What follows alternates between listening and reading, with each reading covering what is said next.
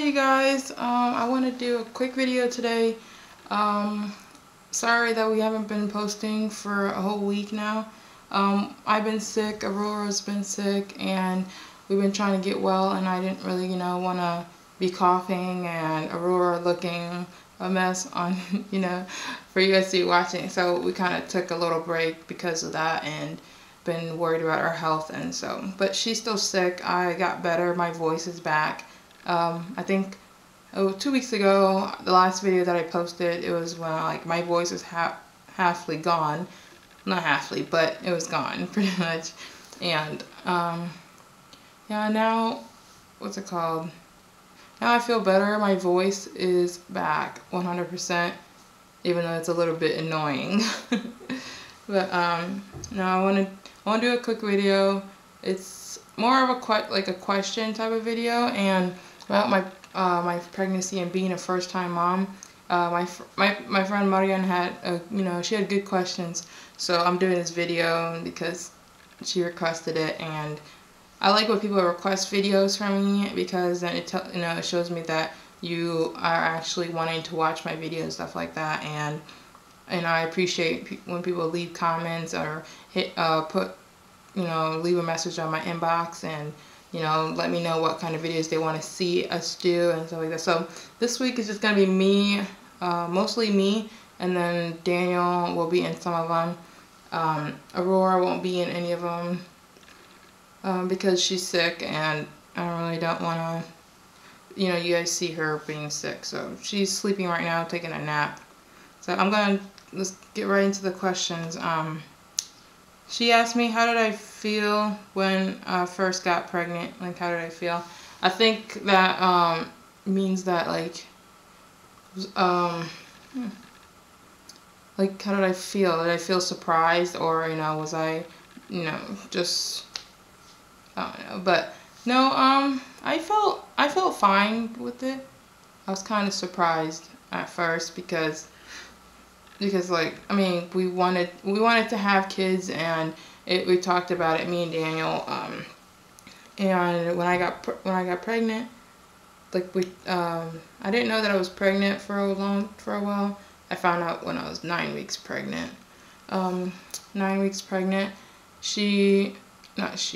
One of my friends, Sarah, took me to go get a pregnancy test because I was having spottings and stuff, when you're pregnant, when you're early, your early stages, you start having spotting, or people get morning sickness, stuff like that. I didn't have to worry about that morning sickness stuff, and all I had was a spotting, and I used to go to my doctors because I really didn't know anything about being pregnant and stuff like that. So what's it called?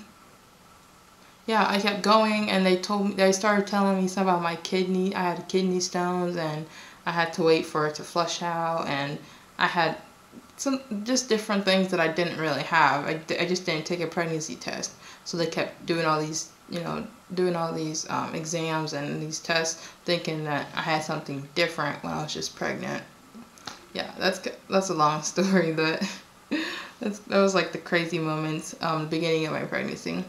Yeah, I was kind of nervous too because I totally didn't know anything about pregnancy. That's when I started doing all my research, and my husband now, he used to tell me you can't listen, you can't go on Google and look up stuff because Google always makes things worse than they are, or you start feeling oh, this information is wrong, and start complicating information in your brain, and yeah, that totally messes you up. She asked, did you expect it coming? Did I expect it? Yeah, we wanted to have kids, like I said. So yeah, when I was pregnant, found out that I was pregnant, I didn't think it was gonna happen. I always thought that I wasn't gonna have kids or something like that. For some reason, that was in my mindset that, oh, I can't get pregnant, this and that. But we wanted to have kids, so it was expected, but also unexpected because of the fact that I thought I wasn't going to have any kids, that I was going to be able to get pregnant or something like that. Um, she also asked, were you excited or nervous? I would say both because of the fact that I always wanted to have a boy first. For some reason, I don't know. I always, like my whole pregnancy, I said I wanted a boy, but then ended up, us having a girl, which I'm so happy for because she is a handful, but she is totally just down to earth and she's precious and I love her so very much. She's like my whole world. I don't know. I think just she makes me happy. She's like a whole. She has both of our personalities. Me and her dad, and she is totally the whole package. And she rocks our world. Like every single day, we just see her smile and laugh, and we just like start giggling with her. And oh my gosh! But enough with the baby. She asked, "How was?" Oh, and nervous. Yeah, I was nervous. Because I wasn't really, what's it called? I don't know, because at the time I was still going to school and it was summer break, it was fine. And summer break, you're away from school and stuff like that, and I didn't have to really worry about going back to school. But I was nervous because I didn't really. I helped my mom with my siblings. I'm the oldest of 10, so I helped her with all of them, and so like I had a feel for how to, help with kids and stuff like that, but I never had to deal with my own kids, so it's kind of that was the nerve-wracking part of it. She also asked, how was the first couple of days of being a new mommy? The first couple of days of being a new mom, it was like stressful and actually easygoing for me most part. The first couple days were hard too, stressful. In other word, being hard too, because I wanted to breastfeed, like just exclusively breastfeed, and when we left the hospital, they didn't give me any formula or anything, and my milk didn't come in yet, so it was kind of like it was hard because I didn't know what to do because I went home and my milk wasn't coming in, and they kept saying, yeah, it'll come in and it'll come in. It took about 2 or 3 days later for it to come, but as soon as we went home, we went to the store and gotten like the supplement type of milk, the supplement from breast milk or formula to breast milk or something like that. But she still didn't drink that. To this day, she hasn't drank formula after that. That's the only formula she had.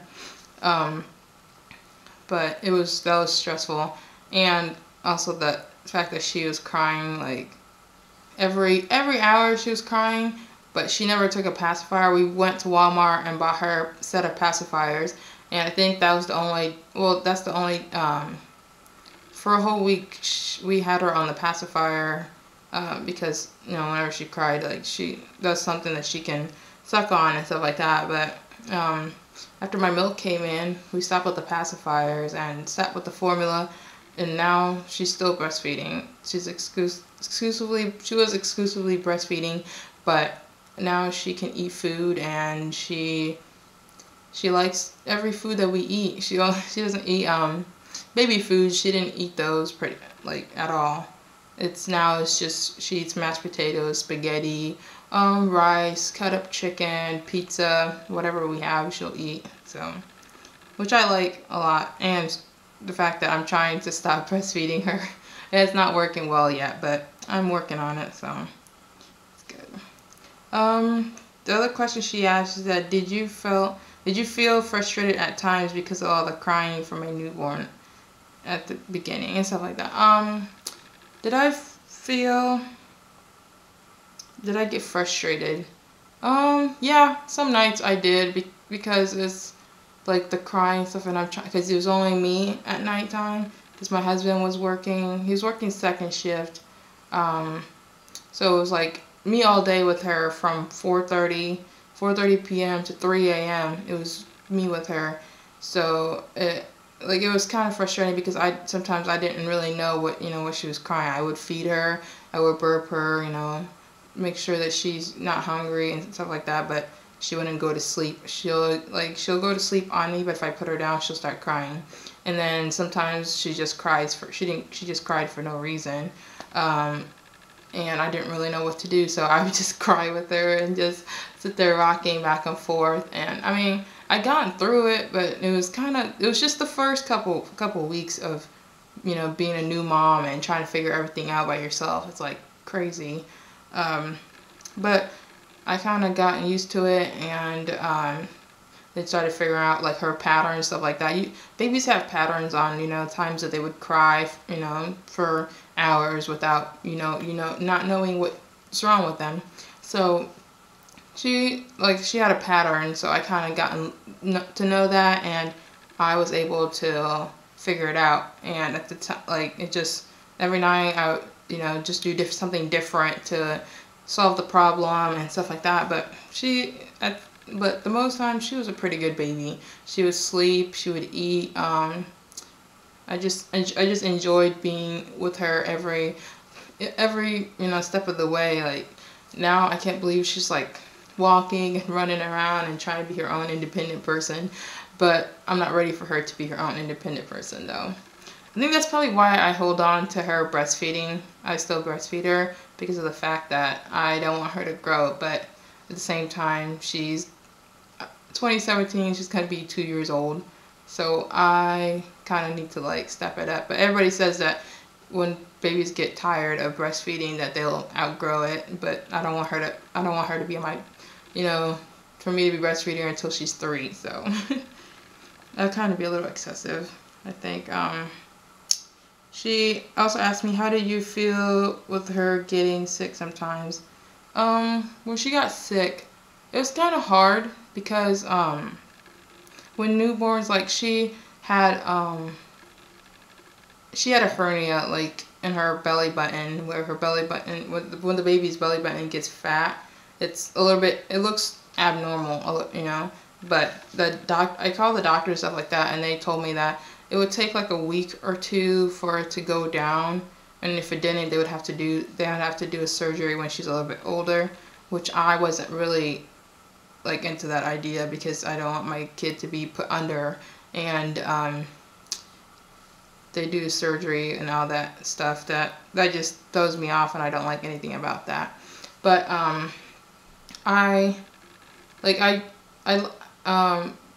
then my mom gave me these remedies, like they're not remedies, but African tips. She told me like to rub pennies, the clean penny, and then rub it through with your finger and stuff like that, between your fingers, and then put it on her nose and put it on her belly button. I think that helped pretty much. Like, I think it helped for me because then her belly button started to go down, and now it's fine because she has an innie like me. So, you know, having a big belly button that's like big and that's out, it's kind of a little bit off. So yeah, I felt bad whenever she got sick. It's kind of hard watching your baby be sick and you don't know nothing, or you don't know anything, you know, how to help them, and all you want to do is make them feel better. So newborns being sick, like my husband, when she was a newborn, like as soon as I feel something that's off on her, I start be like, oh, we need to go to the hospital because she has a little fever, or she's throwing up a little bit. Like, everything was for me to just go to the hospital because I always thought the hospital was going to help. But they always sent me home, and it was like, oh, her temperature is fine, just keep breastfeeding her. Or, you know, the next time I go, oh, she doesn't have a fever, or I mean, she doesn't have the flu, or, you know, she's just spitting up regular. Everything is normal to them, so they always told me, oh, it's normal. I was like, okay. Then my husband always says, oh, I told you nothing was wrong. He's always the positive one, and I'm the one who always freaks out, even until now. Like, if she's not really sick with something that's major, I always think it's major before I figure out what it is, and I call her doctor now. I don't just go to the ER because they charge you way too much to be going to them. But yeah, do you think, she asked, do you think it's hard being a mom at a young age? I got pregnant when I was 19, and I had her when I was 20. I wouldn't say my age is young. I would say, if you're 15 or 16, that's a little bit young. That's, you're still trying to figure things out in life and stuff like that. But for me, it's not, what's it called? It's not hard. My mom had me at a young age, and I think it was hard for her just because she didn't have the resources I have now, or, but she had her family and just she had help. But for me, it was hard. It was a little bit hard because my mom doesn't live in the same city that I live in. We live like 2 hours away from them. But like I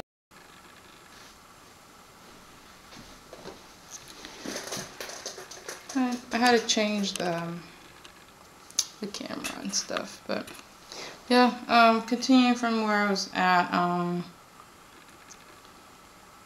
Yeah, I wasn't really it wasn't hard being a mom, at the at a young age, just because, I didn't like, it was hard in the beginning, I would say, because of the late nights and I didn't have any help. But that's part of, being a mom. Even if you're age 30 and, you are at night, you're home by yourself and it's just you and your baby, it's going to be hard because of the fact that you have to, take care of your baby alone, and just for, out like hours on time and stuff like that. So it's a learning curve. You learn from that, and down the road, if you have more kids, then you have practice with your firstborn. Your firstborn is always your practice baby. Like people say that it's your practice baby, but but it's just it shouldn't be that hard. Being a mom at a young age, except if you are 14, 15, 16 years old having kids, then it's kind of hard because you're still like in high school or middle school, and you have a baby to take care of, and just different things in different situations, and you don't have help besides your mom or your parents, and your parents aren't always home, so you won't have a babysitter and stuff like that. Right now I'm a stay-at-home mom, working on online classes and being home with my daughter. That all those work out perfectly for me, but it also sucks that my husband's the one working and providing for us, and I want to be able to to help provide too. For at the moment, it's just him working, which we appreciate every single day for all the hard work that he does, and takes care just takes care of everything.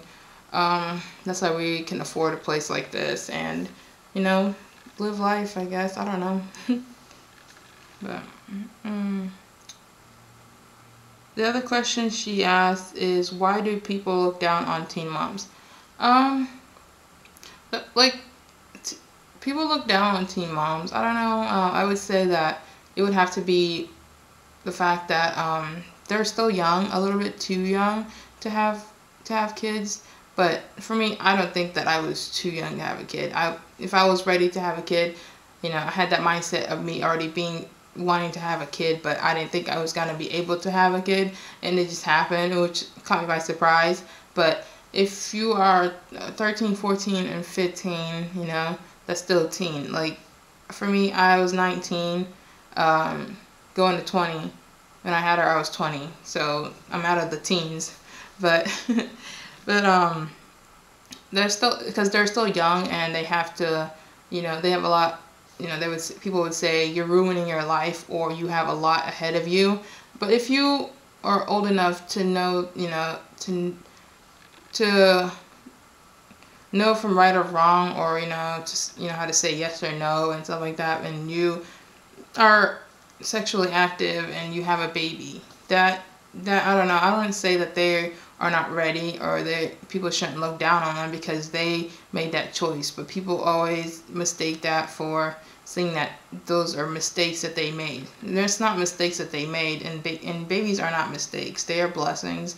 And if God thought you was ready for a baby, then that's how you get pregnant. But it's just two people doing something, and that's in the result that gave him a baby. But I don't know what people like. I don't understand why people look down on them. I wouldn't look down on anybody. If they have a baby, if they can't take care of it, there's people that can take care of it. There's adoption and stuff like that. I think I'm going off topic, but that's what I would say. I wouldn't say that people should look down on them. I think it's just you have to encourage them. Encourage them to the fact that they are, they're worth, they're worth being parents, and that their babies are not a mistake. They are a blessing, and that, yeah, they should take, live life. It doesn't mean that you're ruining your life or you're wasting your time after you have a baby. It's just another person that you're looking after, and that person is looking at you, so you can go on and finish school and live life, and your son or daughter is gonna look up to you, and they're gonna see that you worked hard to get where you are down the road. If you are like 25 or 30 years old, and maybe you have like a 10-year-old or something like that, or I don't know. I'm not good at math, you guys. Okay, but the fact that you have a kid, and you had a kid at a younger age, people shouldn't look down on that.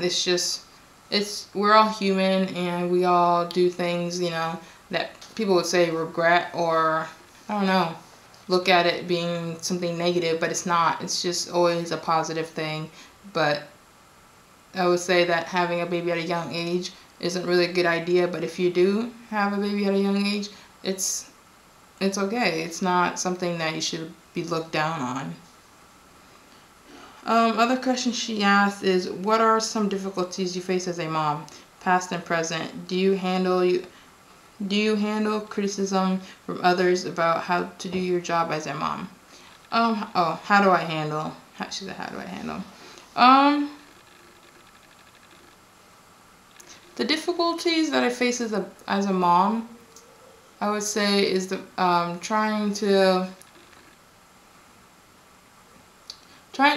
figure out like what am I, like, if I'm doing something wrong. I think my own fault is that fact that I go in my head and I start thinking like, okay, this say maybe I'm doing something wrong, that maybe I'm not like raising my daughter to be the best as she can be. Like right now, for me, at the stage she's only 1 year old. The difficulty is just trying to get her to do different things, and trying to get her to learn her ABCs and stuff like that. She's still young. I want her to have fun, play around, run around, make a mess, be a child, because she is still a small child. But other than that, I don't really find like difficulties at the moment. I would just like, I just want to continue trying to get her to stop breastfeeding, and get her to start potty training, or later. I know that's gonna be difficult. I think that's what difficulties would be, is just getting them to learn something new, because babies tend to just go off track, and you just have to be running around trying to find them and try to figure out what they need. That would be something that I would say. How do I handle criticism? How do I handle criticism? I think you know what I'm trying to say. I don't really get criticized for how I am raising my daughter, because I'm raising my daughter the best to my ability, I think. I read to her, I feed her, I give her baths, I play with her, I give her unconditional love. I think that's the most important for me, is the fact that I know that I'm raising a beautiful daughter, who's down to earth, and just overall always laughing and giggling and smiling at everyone. And that, I think I'm proud of myself for that, because she's learning different things. She's learning to smile, be her own person. She's a beauty. So it's just different things. If people criticize me for how I'm raising my daughter, I don't think I would listen to them, because I know that I'm doing a good job at it, and I'm damn proud of myself. So I wouldn't ever pay attention to what anybody would say about how I'm raising my daughter, and nobody has criticized me about that. But I think nobody has that right to do, because if you don't have any kids, or if you have kids, every kid is different, every baby's different. So every parent is different too, because they have different styles of how to raise their child and different beliefs on what they want to do with their child. So everybody's different, so nobody has the right to criticize and, you know, make a big deal of how another parent is parenting their child, I would say. The other question is, what is the most rewarding thing about being a mom? The most rewarding thing about being a mom is like when waking up in the morning, like when you wake up to your baby crying and stuff like that, and you go to their crib and they just automatically have this big smile on their face, and they, you know, are there to see you. Oh my gosh, it melts my heart every morning that I have to see her getting out of bed and she's smiling, or she'll cry for a second, but I know the cry is just to wake me up real quick and get out of bed, and then she starts laughing or smiling. I'm like, I just start like melting, you know, start melting away, and I'm like, oh man, it's nice seeing that. And my child is one of a kind. I mean, I say everybody says their baby's a one of a kind. I think she's one of a kind for me, but yeah, and seeing that they love to cuddling with her. She loves to just lay on my chest. She's been doing that since she was a newborn. So she's always used to just coming next to me and laying on my chest and stuff like that. Right now when she's sick, she gets fever and stuff like that, and I put her under the blanket and I just put her on my chest and she falls asleep. And that's rewarding for me, watching her grow, watching her be her own person, and watching her, you know, smile, laugh, you know, get into different things and trying to, you know, get a feel for things, all her toys, stuff like that. Just those are all the rewarding things, I think. And watching her walk and watching her crawl, all those monumental things that they have done, that she has done from since she was a newborn to being a 1-year-old. So watching her grow also, that's rewarding for me. She asked, what are you looking forward to in the next 5 to 10 years? 5 to 10 years, what do I look forward to? 5 to 10 years, I'm looking forward to growing more on my channel, watching my daughter. I think she's going to be going to school, so I'm not really looking forward to that, because I don't want her to leave me at home, or, you know, me going off to work. I'm going to get a job and stuff like that, but I don't want her to grow, so I don't know. I think more of that is growing my channel, of course, for all my viewers, stuff like that, bringing out great new content and stuff like that. Also watching my daughter grow and celebrating more birthdays with her, you know, if God wills. Getting a degree also. I just want to get a degree so I can get a good job where I'm like, it's paying me good, and I can also help out with the needs that we have in the house and stuff like that. Just different things that we need right now that you know, only with one person working, it's kind of hard to pay rent and catch up on everything. So, but yeah, getting a job and getting a degree. That would be 5 to 10 years, inshallah. My other question is, what are some things you're afraid will change about being a mom? What am I afraid that will change being a mom? I don't know, maybe like right now I am more... That was an Amber Alert, sorry. I don't know. But no, like what I'm afraid to change is that the way I am raising her, like I'm more right now, more like friendly and more just protective over my daughter. I don't know, I'm afraid that later down the road that if I change the way I'm raising her. I don't like changing the way I'm raising her. That sounds weird, or that sounds a little bit off, but you know, when she becomes a teenager or something like that, that I can't be her, you know, friend like how I am right now, not acting like a friend, but she is my best friend. She is my best friend, but later down the road, I have to be more of a parent than a friend, and that I have to change. So that's what I'm afraid of her growing, I think.